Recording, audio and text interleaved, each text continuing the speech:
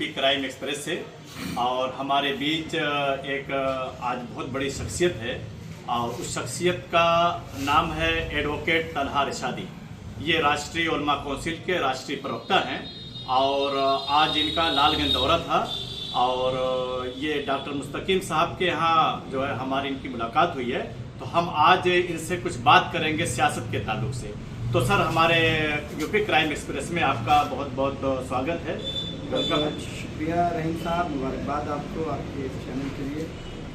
तो सर, जैसे सामने महाप्रधान का इलेक्शन है और क्या राष्ट्रीय उलमा कौंसिल जो है महाप्रधान के इलेक्शन में हिस्सा लेगी? जी बिल्कुल, महाप्रधानी हम लोग पिछले साल भी हम लोगों का अच्छा परफॉर्मेंस था और महाप्रधानी जो गांव वगैरह से ही सियासत की बुनियाद महाप्रधानी के चुनाव से ही होती है। तो बिल्कुल इसमें हिस्सा लेंगे और हम मेहनत भी जारी है इस सिलसिले में और उम्मीद करते हैं कि इस बार नतीजे भी बहुत अच्छे रहेंगे।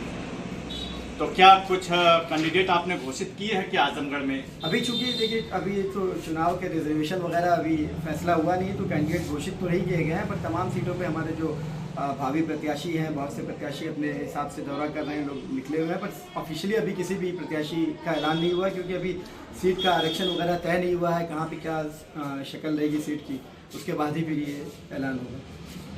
तो सर, जैसा कि वर्तमान में मुल्क के हालात कैसे हैं उसके बारे में आप खूब वाकिफ़ हैं, तो क्या आप कहना चाहते हैं मुल्क के हालात के ताल्लुक से और देशवासियों को आप क्या संदेश देना चाहते हैं?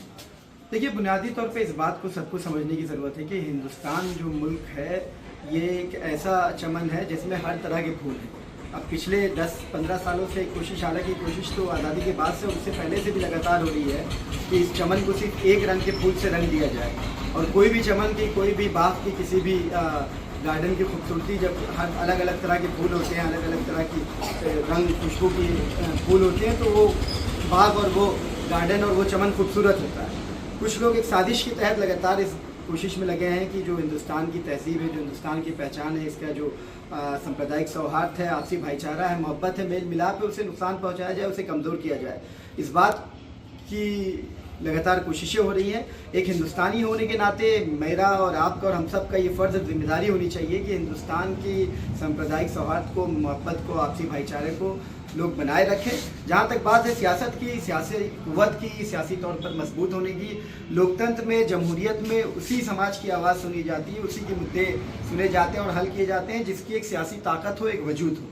जब तक आप बेड़िया बांध कर किसी की गुलामी करेंगे, किसी खुसूस नेता की, किसी पार्टी की दरी बिछाएंगे, तो दरी बिछाने वाले का देखिए, दरी बिछाने वाला आता है, दरी बिछा कर चला जाता है, उस मंच पे दूसरे लोग आते हैं, नाचते गाते हैं, बोलते हैं, तकरीर करते हैं, फूल माला पहनते हैं और एजाज़ और अकारीब से नवाज कर चले जाते हैं।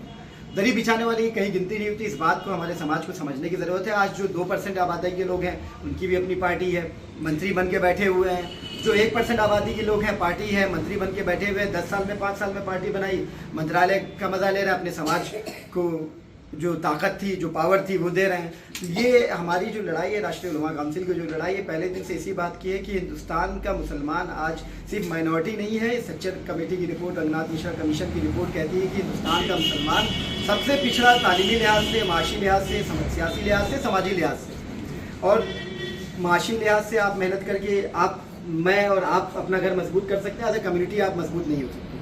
आपको समाजी तौर पर भी एज ए कम्युनिटी मजबूत तभी हो सकते हैं जब आप पॉलिटिकली मजबूत हो।